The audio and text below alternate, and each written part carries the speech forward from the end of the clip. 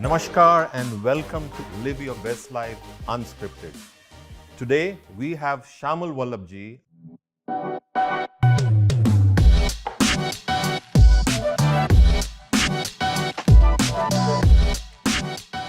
a celebrated sports scientist, high performance coach, and an author. Shayamal has spent over 2 decades working with some of the world's most elite athletes, combining the power of science, spirituality, and sports to unlock their full potential. Now, his holistic approach emphasizes the integration of physical fitness, mental resilience, and spiritual well-being, setting new benchmarks for what it means to thrive in sports and in life. Shayamal, buddy, it's good to have you here. Thank you so much, Ajay. It's been a decade of us having these amazing conversations, and I love them every single time. So, which part of the world are you coming from? I'm flying in from Mumbai, but I've only been there for 12 hours. I was in Barcelona before that. So. Oh, fantastic. So, ladies and gentlemen, this guy has been traveling all across the globe, and today we have him with us. So, Shayamal, your career spans decades of holistic well-being and sports science.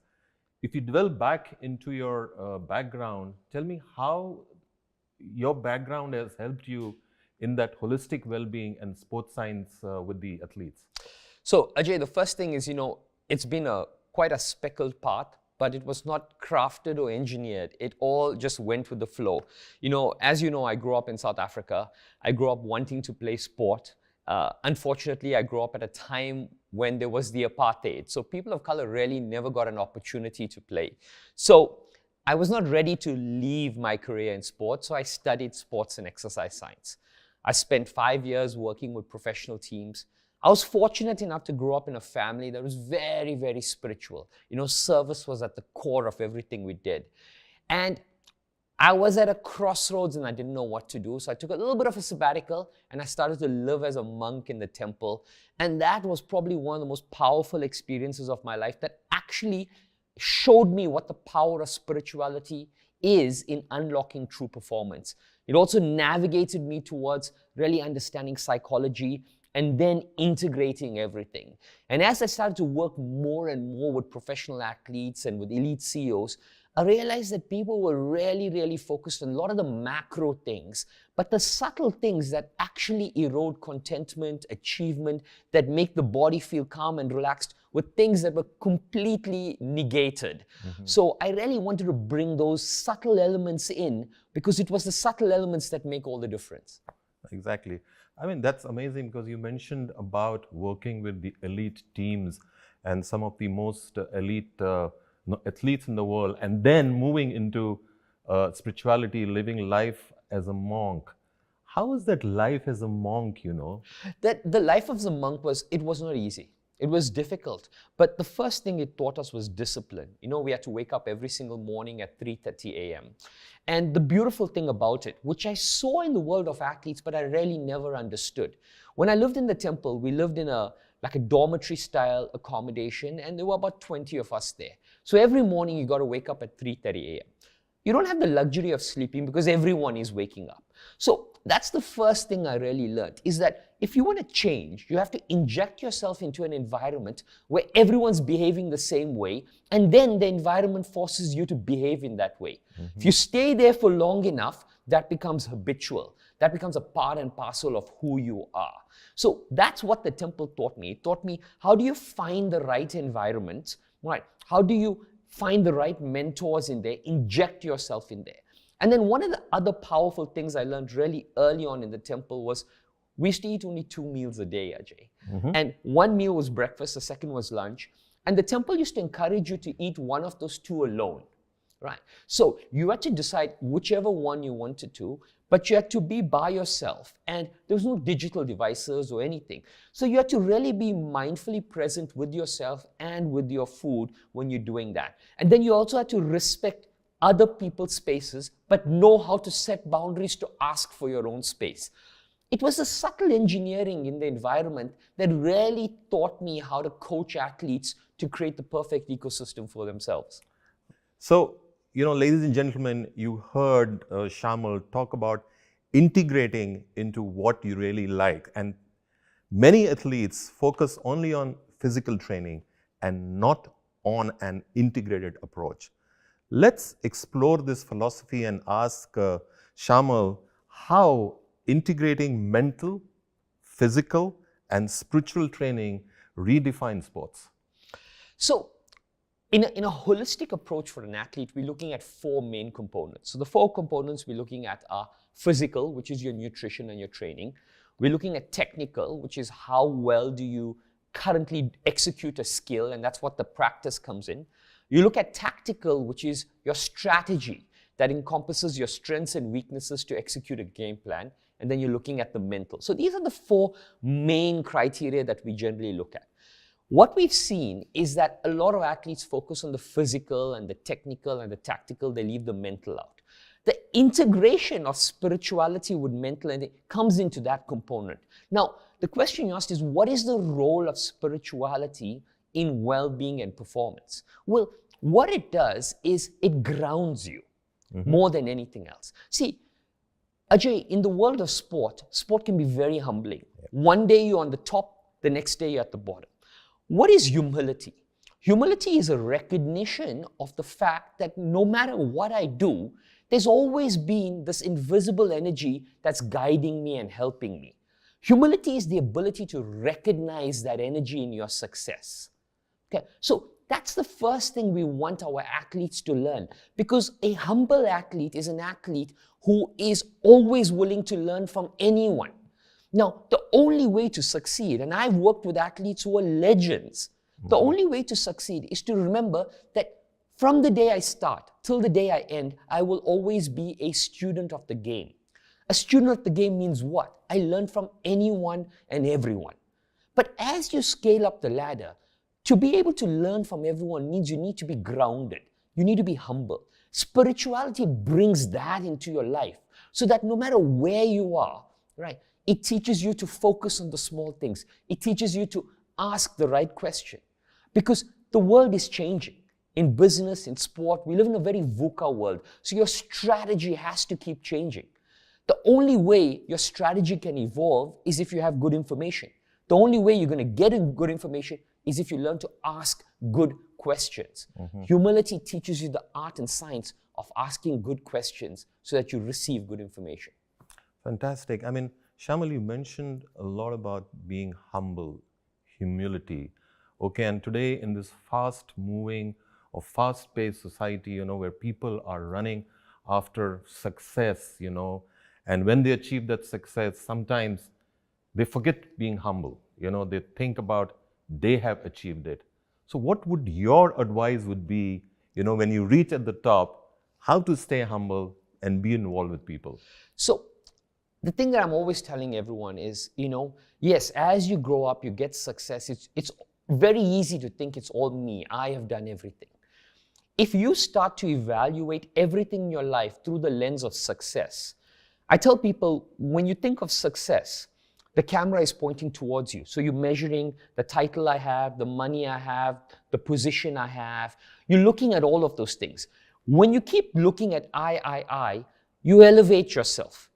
You have to switch the camera around and you have to evaluate everything you do through the lens of impact. Impact means what? How is every decision I'm making improving someone else's life? So as you go higher and higher and higher up the ladder, my job as a life and performance coach is to keep switching the lens, saying, hey, listen, now you're going to get to a stage where it's not about money. It's going to get to a stage where it's not about title, but you're going to understand that every word you utter, every action, every time you step on the field is lifting someone else. That's impact. So how do I help people? I constantly switch the lens. I said, success is irrelevant right now. Right, now it's impact. You've moved beyond that. You've moved up Maslow's hierarchy. It's no more about success because that will take care of itself. Let's evaluate every decision we take through the lens of impact. Fantastic, lovely words. You also mentioned about those 4 criteria you talked about. I want you to focus on the camera and tell our viewers, about those 4 key points you mentioned about. So the 4 criteria that we look at when we try to mold a professional athlete is, the first one is physical, and physical is the training and the nutrition. The second is technical. Technical is where your coaches come in, and they're constantly modifying your technique with respect to your skills. The third is tactical. Tactical is your game plan. How are you using your strengths and weaknesses in accordance with a specific game plan? And the fourth is mental. And what exactly is mental? Mental is your ability to stick to your game plan irrespective of what's happening on the outside environment. Whether you are winning or whether you're losing, you stick to a game plan. And mental is probably the most important thing. The reason why it's the most important is because if you have a predetermined game plan and you go into a match, if things are not going well and you change it in the middle, then we have bad data because we've not followed the game plan. So we've got 50% of data from a game plan we decided and 50% from a game plan you decided. So we have 0 data that's actually good enough for us to understand how to move forward. A mentally strong athlete sticks to the game plan and divorces themselves from the outcome because they realize that the data can inform good process. And at the end of the day, process is integral for success. Thank you, Shayamal. So, ladies and gentlemen, you heard Shayamal talking about data. You're talking about, how data is important. And in today's world, we are living in the world of artificial intelligence, technology. And technology has become a huge part of training programs today. So let me ask Shayamal that, we have a lot of variables. We have a lot of data analysis, okay? And how does these variables and data analysis help in sports training today? Great. I'm a massive fan of data. I'm always wearing devices that are tracking everything. In the world of professional sport, much like the world of business, data is an essential thing. But Ajay, data can only help if you know what you're looking for. You have to have clarity of thought with what you're looking for so that the data can give you good enough insight. If you don't know what you're looking for, the data can be a mind trap. It can be a rabbit hole that sends you in a million different directions. So the first thing I tell everyone is you have to have clarity of thought with what we're trying to improve, and then use the data to sort of validate that thought process. And as we move into the world of professional sports, we don't show up with a data set every day and tell the athletes, okay, this data point is wrong, we have to do this. No, we use the data to validate and inform our intuitive thinking. As you move higher up the ladder, as you move to the pinnacle, to the cutting edge of performance, you must realize there will be no data there. There, it's feel. There, it's an alignment between the body, the mind, and the soul. And I tell my athletes, you can go around the world 1,000,000 times. The American Indians have a beautiful saying. They say the longest journey a person will embark on is the journey from the head to the heart, which means the journey from overthinking everything to feeling your way. Performance is about flow. Performance is not about making it happen, but it's about letting it happen. And that comes from an intuitive trust, which can only come when you start to align this here. And data helps you get there, but there's a point where you've got to step away from the data and feel your way through. Fantastic. Buddy, this brings me to a thing, my wife is an overthinker. What would you like to tell her? She overthinks on everything. Yeah, a lot of people tend to overthink on everything, and the mind is there. You can't tell an overthinker to not think. The reason why they're overthinking is because the cognitive aspects of their brain are really overdeveloped, and what's called a limbic system, which is how to feel, is rarely being suppressed. So the way I work, and a lot of my athletes are like this, or my executives are like this, I walk them through a process of really connecting to the body and learning how to feel. These people, if you ask them any question, they have a great answer because they have a cognitive answer.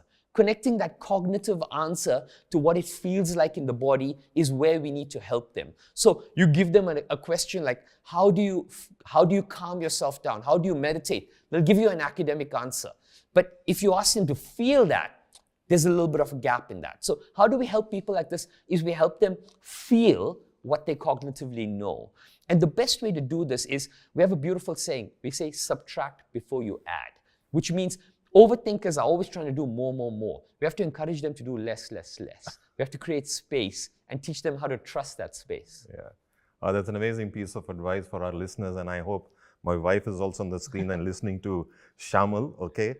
So, nutrition, is often underestimated, but is the backbone on an athlete, and it's important for their performance. Now, let's ask Shayamal and delve deeper into this, critical aspect. Why is balanced nutrition important for the athletes? So, balanced nutrition is everything. But before we even talk of nutrition, when we work with professional athletes, we have a beautiful saying. We say, you are not a byproduct of what you eat. You're a byproduct of what your body can digest. So this is the fundamental holy grail of it. You can eat the healthiest food, but if you do not have enough gut bacteria and a healthy gut to break down that food, you're not accessing any of the nutrition. So the first part of mindful aspect of nutrition comes in with your relationship with how you think about food and how you heal your gut is the first thing. The reason why nutrition is important is because everything in our body gets fueled through the food we eat. There's no other way to take anything in. So you have to eat food, it has to digest, which manages your blood, which manages your rejuvenation, manages your recovery, manages your growth. Everything comes through the food that we consume. But where I find people make that big mistake is they think, okay, because I eat something healthy once or twice in a day, I can now neglect my health of my gut for the rest of the hours. I've done that and it takes care. No. You have to take care of your gut perpetually. You have to maintain that balance so that the food you eat is actually working for you. And the reason it's, like I say, is absolutely essential because it fuels every part of our growth, our nutrition, our mental well-being, everything. And Ajay, if I give you one simple piece of research that not too many people realize, is that if you eat anything, within 20 minutes of you consuming it, it starts to impact the way you think. Within 20 minutes. So if you're eating highly processed, calorie-dense foods, highly dense in sugars, within 20 minutes, it's creating a dopamine effect. You're going to need a lot more. It's making you a bigger risk taker, all of that. Eating a balanced diet with high protein, good fats, is stabilizing your blood glucose. You are way more in control of your decisions. You're way more in control of your willpower that you bring to any decision. So this is a massive science that we can go into, but it all starts with really being mindfully present about what you consume and how you heal your gut on a 24-hour basis. Let me ask you, you are sometimes in Goa, sometimes you're in Himachal, sometimes you're in Spain, you're meeting different athletes, different teams, How do you balance your nutrition? This is great. So I have a few rules of thumb. One is I don't eat on planes. Okay, whenever I'm eating traveling, I don't consume any food because our body goes out of alignment, not so much because of our sleep cycles, but because of our nutrition cycles. When you eat at the wrong time, your body cannot digest it. It affects your entire bowel movement, your entire digestive process. That's what moves you out of alignment. I keep my body in alignment by eating only when I'm on the ground, and I eat at certain times in accordance to the time zone that I am in. The second thing is I'm very, very particular with what I eat. Now, it's not possible to always be drinking 2 to 3 liters of water. When you're going into a flight, your body goes into a little bit of a fetal stage, so it doesn't want to drink. It doesn't want to consume water. More importantly than drinking is eating foods that release water. Okay, and my way of really balancing the body is I work in alignment with the 5 elements. To give you a very quick snapshot of it, fire is being exposed in natural sun. Okay, air is I practice breath work, starting and ending every single day. Earth is I'm eating whole plant-based foods, and I try to spend a minimum of 15 to 20 minutes a day barefoot walking on the earth, grounding myself. Okay, water is eating foods that release water, okay, and space is fasting. So I really and truly, I'm a big advocate of fasting, giving the system some space to heal. Good to hear that. I mean, Shayamal, you've been involved with a lot of teams, and, ladies and gentlemen, every sport is unique and it demands specific skills. Now, customizing training programs seems essential. So let me ask Shamal that how customizing training or planning a training for an athlete is important for an athlete to excel. Yeah, it's massively important. And the word we use in professional sport is called periodization. So periodization means that we are picking dates in a calendar, and sometimes we can go right micro to the hour when the body needs to peak. And if you look at a professional sprinter, he'll probably need to peak 10 times. If you look at a cricketer, he's playing certain games in a season when he needs to peak. Once you periodize and understand where you need to peak, you give your body enough rejuvenation time, you understand when to press on the training so that you get to that. I think the way corporate world gets it wrong is we're trying to peak 365 days a year. It's too mentally and physically exhausting to do that. So why program design is critically important is because we're taking all of the aspects around wellness into account. We're realizing that for us to eat perhaps a really nutrition-dense, high-protein meal is heavy on the stomach and it's needed at a certain time. If you eat that meal when you're not training, it'll have an adverse effect. How do we balance our recovery? How do we balance our sleep? The only way to do that is to have pinpoint clarity on when you need to peak. And when you need to peak will inform all our program design, which is your sports science, your nutrition, your training, your recovery, every single element that we can look at. Let me ask you something personal. What is that one cheat meal you would do? My cheat meal is pizza. Oh, okay. I love pizza. I love pizza. But I have a rule. When I say I don't deny myself anything, but I give myself only the best of it. So for example, because I love pizza, I don't eat pizza every day and anywhere. I know where the best pizzerias in the world are, and I wait until I'm in that city to reward myself with that. The problem is not in the cheat meal. The problem is not in eating what you really love. The problem is in eating the foods that you love in a substandard quality on a prolonged basis of time. That's where we get wrong. So if you have this attitude of, I will eat what I love, but I'll only eat the best of it, right? Then you start to bring this reward system into play and you work towards that. So that's what I do. So you have a mental toughness on that. Mentally you prepare yourself for sure. The attitude which is there. So ladies and gentlemen, we heard about, pizza, but with an attitude, okay? And do the best. So, ladies and gentlemen, mental toughness often makes the difference between good and great athletes, So let's explore how this is built. And let me ask Shamal, how mental conditioning help athletes during those high performance moments, Ajay, you framed this question so well. Mental toughness is the difference between good and great. This is probably one question I get asked all the time. How does someone move from good to great? And the one thing, I've spent 21 years traveling with the world's best athletes, from the Indian and South African cricket teams and tennis teams to Olympic athletes and stuff. And I've seen that the people that make the transition from good to great have one thing. And that one thing that they have is very unheard of, unseen, and is not what you would hear. Most people would say discipline, dedication, grit, tenacity. They would say all of that. But the one thing that elevates you from good to great is self-compassion. Mm-hmm. Why do I say self-compassion? Because you will try every day. And most of the time in the world of sport, you fail.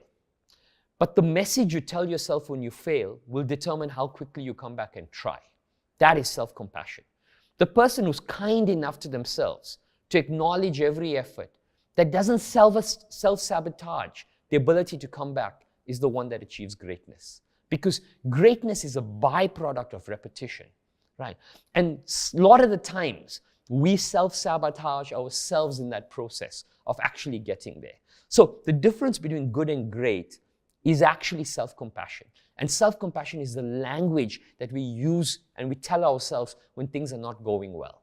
That is also mental toughness. How do you withstand? How do you stay with a particular narrative that's raising your confidence, raising your self-esteem, irrespective of what the external results are saying? If you can keep mastering that, practicing that, you will undoubtedly unlock greatness. And we spoke earlier on about the external environment. Having people around you that ratify that message is also critically important. You surround yourself with people bringing you down, then that environment's not pushing you up. And in an environment like an elite sports team or an elite company, we say a rising tide lifts all ships. So how do you know if you're in the right environment? Every single person in the environment is growing. A rising tide lifts all ships. If everyone in the environment is not growing, someone is pulling you down. You spoke about self-compassion. Yeah. Let's simplify this for our listeners. And can you share some experiences or, what are the examples of self-compassion? So self-compassion, Ajay, such a beautiful question, is really and truly being kind to yourself when things don't go according to plan. You've tried really, really hard. Maybe you lost in the final. Maybe you bowled a no ball in the last over, you got hit for 6. You had no intention to do that. You went in there, it cost your team, it betrayed your team, it did a lot of things that sabotaged the result, right? Now, you can come back into the locker room and blame yourself, saying, I should have practiced harder, I should have done that. But the truth is, you did everything. You had all the pieces of and the intention was never that. Being able to tell yourself that, listen, you gave it your best, you tried your best, the result didn't go well, it's absolutely okay. I will come and I'll try again tomorrow. Me trying again tomorrow doesn't mean that it won't happen again, but I know that my intention was great. I know that I put in all the work that I could. And because I did that, right, I'm not going to hold myself and press myself down, irrespective of what everyone else is saying. And this comes around with that word trust. And the fastest way, people always ask me, how do we fast track and build trust in a sports team? And I tell people, it's not hard to build trust in a sports team because we see each other working hard. We had practice together, we see them pushing it. Trust is difficult to build in an ecosystem when you don't see someone working, right? Mm-hmm. And you're not seeing them doing anything, but you got to trust that they're doing it somewhere else, right? That's where it's difficult. In a sports team where you see people doing it, it's very easy to trust that person, right? And when you trust a person, it's very easy to allow them to be kind to themselves when errors go wrong. So kindness is what self-compassion is, right? And once you start to put in the work and once you start being kind, if you're in the right ecosystem, the same message is being heard by 1 million people around you. So that's what it is. So you spoke about self-compassion, you spoke about trust in the sports field. How would that play a role in the corporate world? In the corporate world, how does trust come in? How does self-compassion come in? Is the ability to lean in when your KPI is not at risk.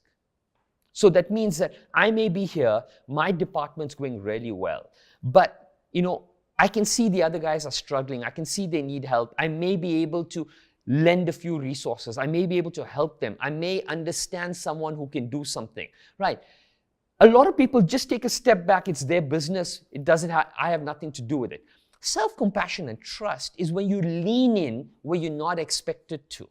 That's what builds trust in a corporate environment, right? Lean in where your KPI doesn't matter. Lean in where it doesn't even impact your bonus or it doesn't impact your team, but it helps someone else. A rising tide lifts all ships. That's the ethos we got to bring into every single organization.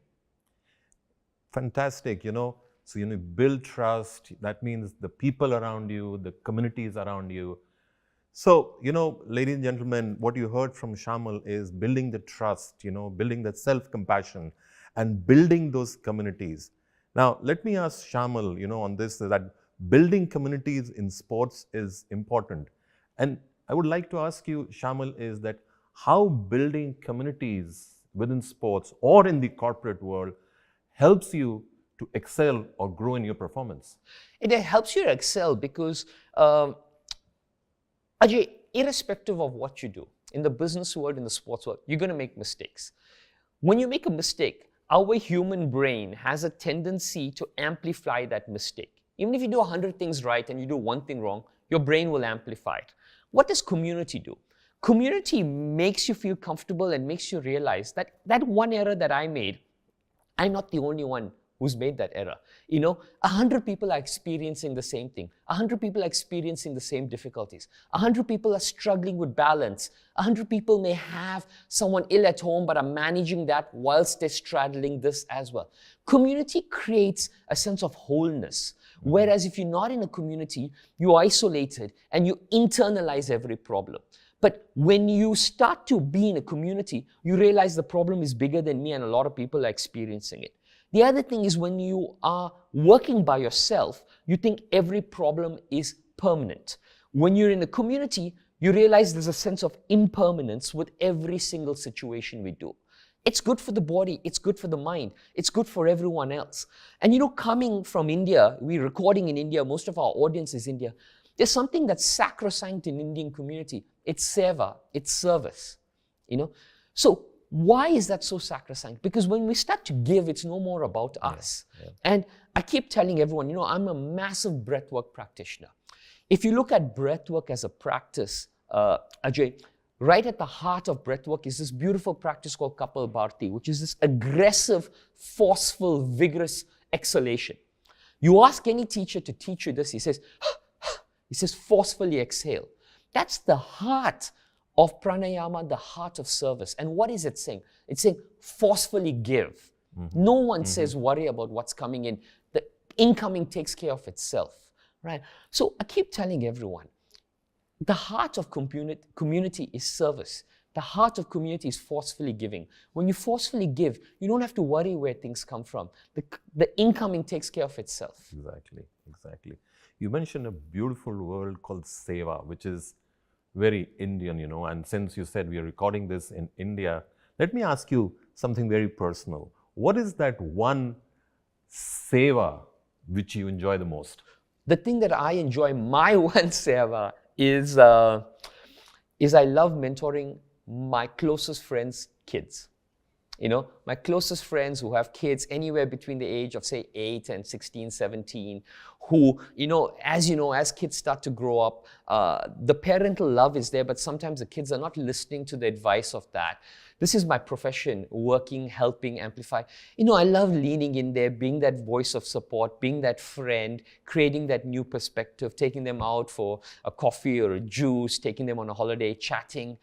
Really one thing that fuels me is really being that pillar of support for people who are really close to me. And that obviously extends working with other athletes and stuff. But when I do it with people that are close to me and family and friends, it really triggers off a whole different level of emotion.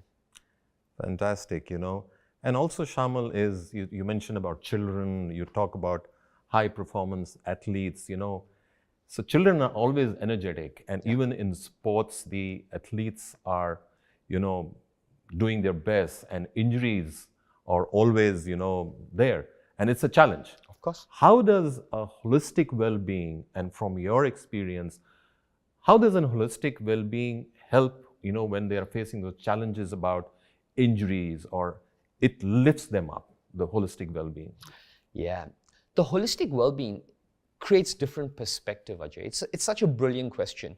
When you embark down the path of being a professional athlete, you never know when that journey will end by accident. You could get an injury in practice, you can get an injury in competition. You never know when that ends.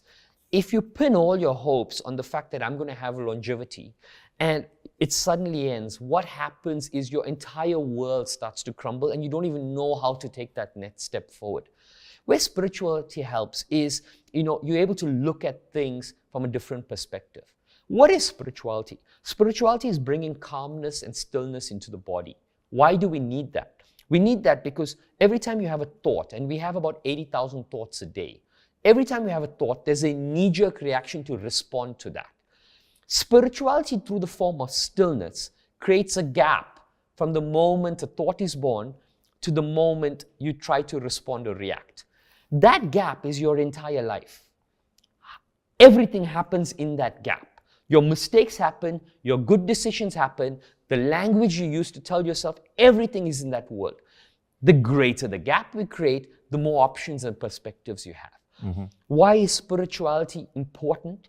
Is because you condition that gap so that when anything that's unforeseen happens in this world, we got enough space to evaluate perspectives, right? And approach revitalized with a different pathway. That's why we're trying to do it. Fantastic. Let me ask you, what are some of those holistic methods through which the athletes can prevent the injuries? What is your advice on that? I mean, the best way is really and truly process, to have healthy processes. Ajay, I'll tell you a very personal story, and I'll tell you, and it's been with me for probably 25, 30 years now. When I was 16 years old, I wanted to be a professional athlete in South Africa. I told you this. And because I wanted to be a professional athlete, I was not a great student. I didn't like studying too much. And I had this test coming up, and my father kept telling me, study, study, study, study. And I never studied at all. The test came and I got lucky. Not once, I got lucky twice. The first time I got lucky it was a multiple choice test, right? So I didn't have to know anything, I just had to guess. The second time I got lucky was I guessed really, really well. Okay, I knew nothing, but when the results came, I got an A+. So I ran home and told Dad, I got an A+. And my father told me something. He said, Shayamal, I wish you failed. My dad. I started crying. I didn't speak to him for 3 days. He called me after 3 days. We went for a walk and he's telling me, do you know why I said this to you? He says, I said this to you because the most dangerous thing in the world that can happen is when your brain connects a bad process to a good result. You know and I know you didn't study. Right? When I told you, I wish you failed, it came from a place of love because I wanted you to realize that that process of not working will never produce an A+ consistently. Wow. Right. He says it was love. And that stayed with me because that is what I tell all of my athletes.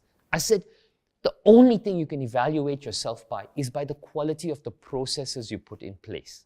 How do you avoid injury? We can't avoid injury. Injury is a part and parcel of that sport. But you can minimize it by making sure your processes are good. How you go to bed, how you hydrate, what time you wake up, when you put your digital device away, the quality of food you eat, the quality of conversation. I remember, I think it was Phil Jackson, who was one of the first lessons he used to teach his professional athletes was how do you tie your shoelace? Why? Because if you tie your shoelace wrong, there's friction between your sock and your shoe. That friction creates a blister. That blister can create an injury that puts you out of the game. It's meticulous attention to the small things that can prevent big things. And that's all I'm trying to do with my athletes. It's just mindfully create enough space so that we can put the magnifying glass on all the small things. You mentioned about, your question paper was multi-questions, there. How did you get an A+? Just guessing.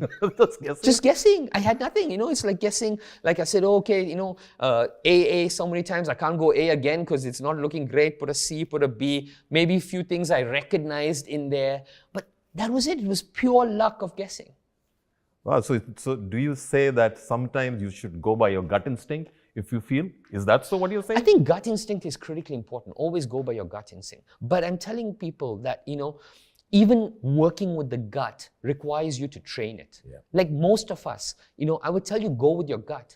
But if you have data on how strong your gut intuition is, if you have no data on how strong that gut is, if you've never listened to it, then don't go with it. Go with the data. Go with the process. Everything is a byproduct of our meticulous attention to it. Fantastic. We talk about the gut instinct, we talked about, guessing, and ladies and gentlemen, athletes evolve over time, and so should their training programs, So let's ask Shayamal and asking about the feedback system.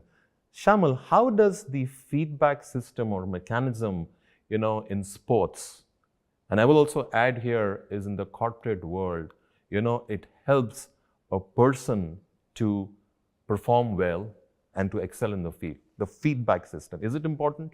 The feedback system is critically important. And in the world of sport, we make that debrief, that feedback a part and parcel of everything. So every single practice, for example, when we start a new practice, we start with an exercise called you, me, we. So randomly, the whole group standing there, so the coach would nominate a person and say, you.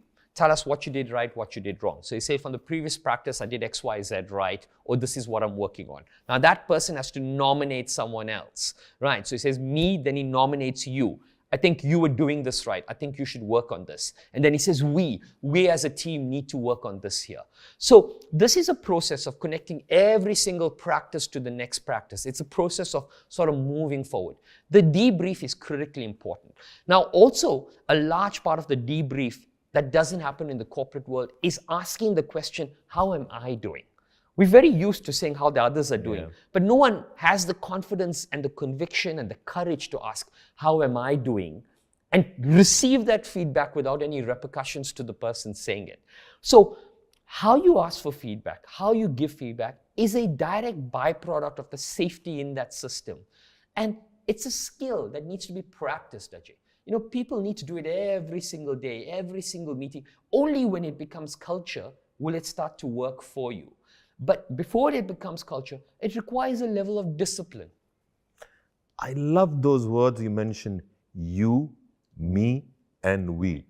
Can you dwell more on that and share with our listeners how this you, me, and we works, and how it's important for them to excel?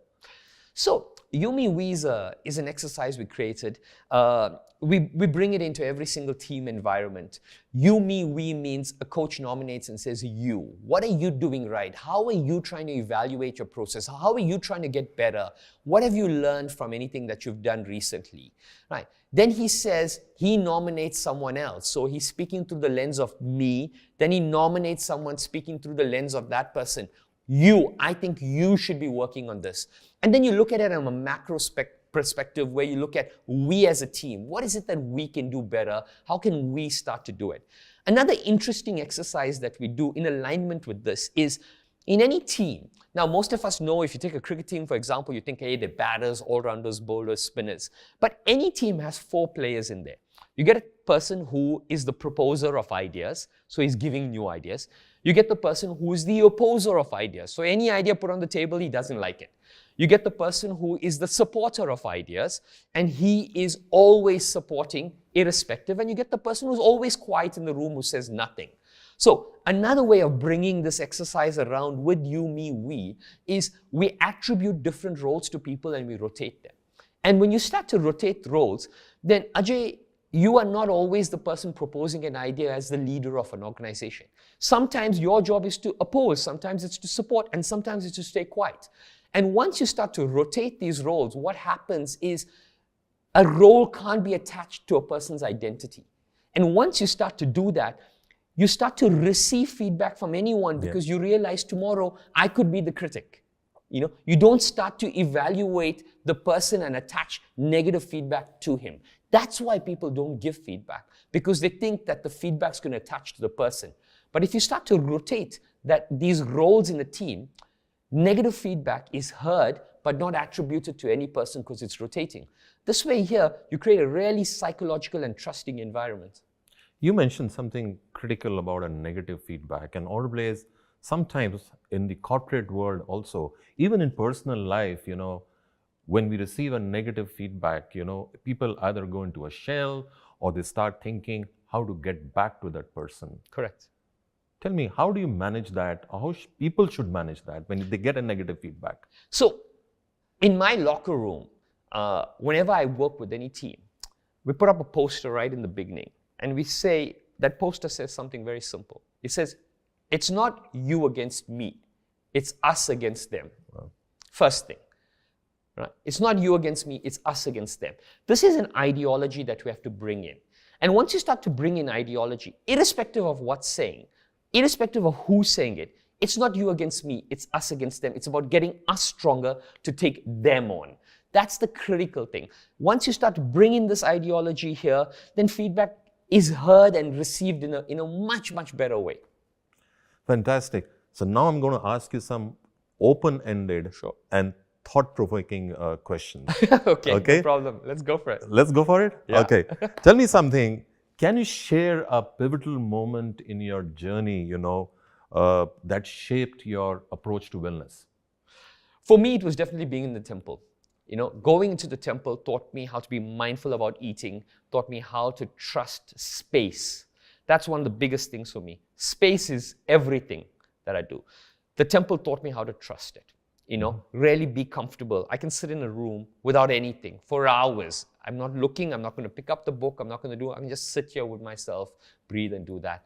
That was the biggest changing moment for me in my career. I follow you on Insta, I follow you on LinkedIn. You seem to be an avid reader, What are What is the kind of books you read, you know? Ajay, at any one time, I'm reading at least 5 books of different subjects, different things. When I pick a book up, every single book that I read, I have a Google form with my notes on it, on that book. So I'm very meticulous with how I do it. The advice that I tell everyone, which I follow in my life, is I'm not reading information I'm good at. I'm only following the path of curiosity. So if anybody tells me anything that invokes a little bit of curiousness, I'll buy that book and I'll follow the path of curiosity. Because being good takes a long time. You know, being creative takes a long time, but being curious can happen in moments. So I tell people, just follow the curious part. And I do the same with my reading. Anyone can tell me anything on a plane, anywhere that I heard. I could be an advert. Someone could even mention a place, and I'm very curious about it. I'll get some information, get a blog, get that. And the way I read is multifold. I'm reading blogs, I'm reading newsletters, I'm reading books, I'm reading magazines. I'm very curious with picking up everything because for me, language is critically important. More than the subject, I'm very interested in how does someone get that message across? How do we articulate it in the simplest way possible? Let me ask you something personal since we are talking about books. What are those 5 books you would recommend anyone to read? If you want to share. Yeah, I mean, there's definitely a few that are really good. There's one that is number one that I recommend everyone, which will take you a few years to finish, not because it's big, but because it's deep. It's the autobiography of a yogi from Paramahansa Yogananda. Fantastic book. The next book that I'm a big fan of is called The Art of Possibility by Benjamin Zanders. Benjamin Zanders was the maestro of the Boston Philharmonic Orchestra, and he was the person who articulated the term quiet leadership. And the reason he came to this, it's a beautiful story because he asked himself, he says, everyone comes to an orchestra to listen to music and I never produce a sound. So what's my role in here? And he realized that my sound is an amalgamation of everyone's sound. So he created quiet leadership. That's The Art of Possibility by Benjamin Zanders. A book I like for corporates, executives is Hit Refresh, Satya Nadala's book. You know, very, very personal journey on how he reframed everything through the lens of empathy. I'm a massive fan of that. If you're looking at healing internally, I recommend everyone reading a simplified version of Patanjali's Yoga Sutras. You know, and then probably one that I'm constantly visiting is Meditations by Marcus Aurelius. It's a short, very thin book, very deep, thought-provoking, and I like it, yeah. Fantastic. So you overall spoke about the entire holistic well-being, you know, whether through what you practice or through books and all. Tell me, what are those misconceptions about the holistic training which needs to be addressed in today's world? The biggest misconception, and probably the only misconception, is we don't push the ceiling, we must raise the floor. So what do I mean by that? I mean, everybody is trying to do, they're looking at what they've done as their best, and they're trying to raise the bar on the best. Raising the bar on your best effort, whether it's a marathon, whether it's a number of push-ups, whether it's the revenue you've produced in a quarter, is mentally and physically exhausting. Right? When we say raise the floor, true performance is about understanding every single day what are the minimum things that I would do irrespective of what day it is. Right? So in the world of professional sport, my athletes, it could be 5,000 steps. Imran Khan, for example, did 50 push-ups every single day before he brushed his teeth. Didn't go to the gym, didn't bother whether he went to the gym because his floor was at 50 push-ups. When you understand what your floor is and you can do your floor consistently, that is the secret to longevity. That is really and truly the secret to performance. So look at a floor, establish a floor, and very, very gently raise the floor. And the floor should be so easy that you need zero equipment to do it. And you don't need anyone to do it. You can do it in a hotel room, you can do it in your office, you can do it anywhere you're traveling. That's how easy the floor should be. Fantastic. One last thought-provoking question to you is, how do you manage success? How do I manage success? How do you manage success, or how should others manage success? I think everyone should look at success as exactly like balance. You know, balance is not static, balance is not symmetrical. I wrote a book a few years ago, and I realized that balance was a subject everyone was searching for, no one found it. And I realized that no one found it because our definition of balance was wrong. we assumed balance had to be symmetrical and balance was static. It was a destination. And I realized that in nature, in plants, in air, in earth, in everything, balance is asymmetrical and balance is dynamic. What is 1 second is completely different the other second. It's ever flowing. My advice to everyone around success is approach success in the same way. Understand success is dynamic. What is successful today will not be success tomorrow. It's ever flowing. It's also ever evolving in relation to your environment and your ecosystem.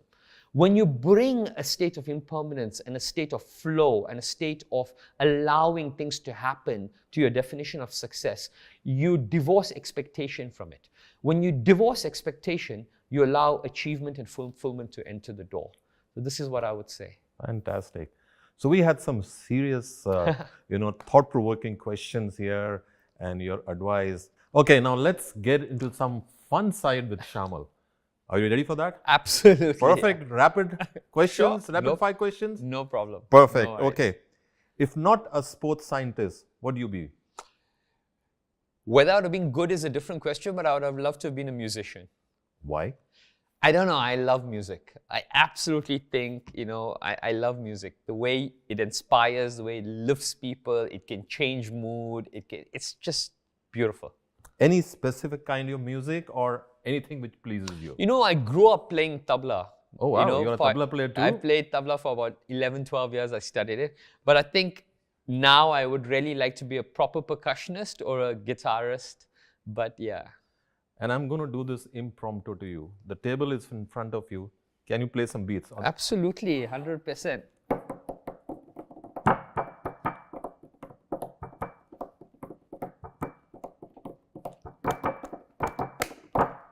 Fantastic. That was a fun bit from Shayamal. Okay. Your favorite travel destination? Now I'm living in my favorite travel destination, Barcelona. But outside of that, I'm a big fan of Italy because I love the food. Oh, the pizza brings you there. Oh my God, pizza as in Naples, good pasta in Rome. But yeah. Why Barcelona? What attracts you to Barcelona? Barcelona, first thing is the weather. When you come south of Paris, it gets a little bit warmer. And I'm not too good with the cold, so I like Barcelona. And also culturally, it's a beautiful epicenter of different types of cultures. I live right in Gaudi's Barcelona. Sagrada Familia is in front of me, so, it's beautiful. Okay, so a quote or a saying that's always on your mind? Subtract before you add. It's a life philosophy. Constantly minimalize, carve out. Create space. I'm like obsessed with giving away things, cleaning up the wardrobe, reducing the space in the day for things. Subtract before you add, because I'm addicted to having time for myself to be able to reflect and just be by myself. Yeah. Awesome. Okay. What's your biggest learning from athletes? My biggest learning from athletes is how fleeting everything can be. You can be on top of the world one day, and the next day, it could be the end. And everything is in a state of temporariness. Everything's in a state of impermanence. I have been privileged to see people right at the top and see the same person at the bottom in a coffee shop where no one even recognizes them. So that was a harsh learning, but a very grounding learning that I've had in sport. Fantastic. If you had a superpower for athletes, what would it be? To forget what just happened. I think everyone needs that superpower. Yeah. The biggest thing that prevents athletes from succeeding is their mind is still in the past while they have to execute in the future. So, superpower, wipe the slate clean immediately.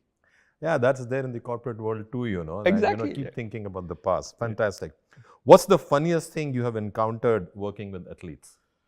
Ajay, athletes are crazy. Firstly, we have so much of time.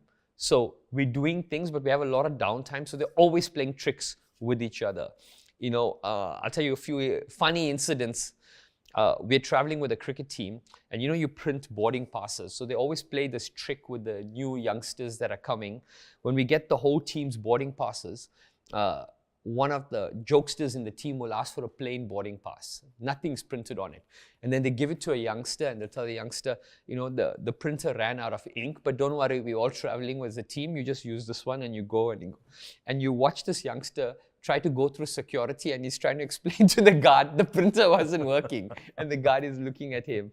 So we do that. I've had a cricketer, in the groin guard of another batsman spray deep heat. So the guy is standing in the middle there and it's all of a sudden very hot. So a lot of these things happen. To me personally, by the way, because I'm a big proponent of telling athletes drink apple cider vinegar a lot. Yeah. That I'm always telling them. So whenever we have a celebration party, they make me drink a lot of apple cider vinegar to make up for all the advice I've been giving them. Fantastic. Okay, last one. What's one thing people misunderstand about sports psychology? I think they misunderstand that psychology is a bit of a balance. It's a balance between healing and it's a balance between moving forward. And I think the one thing that is critically important with psychology is, as sports psychologists, you're drawing a line in the sand where from that moment on, nothing in the past matters, we're moving forward, right? And we don't constantly dive back. Sports psychologists, unlike other psychologists that are looking back and trying to heal the past, sports psychology is constantly always looking on how do we move the needle forward. That's the one really powerful and one of the best things about sports psychology. Awesome. So thank you for those rapid fire questions, the fun side of yours. So ladies and gentlemen, this has been such a rich conversation with my friend and buddy Shayamal. Now let's wrap up with Shayamal with some of the actionable insights and a final message from Shayamal for aspiring athletes and those seeking holistic wellness. What is your advice, Shayamal? My advice to everyone, not just athletes, first one is to subtract before you add. Right? Become addicted to creating space in your life. Physical space, mental space, all of that. It's really important for everyone to understand.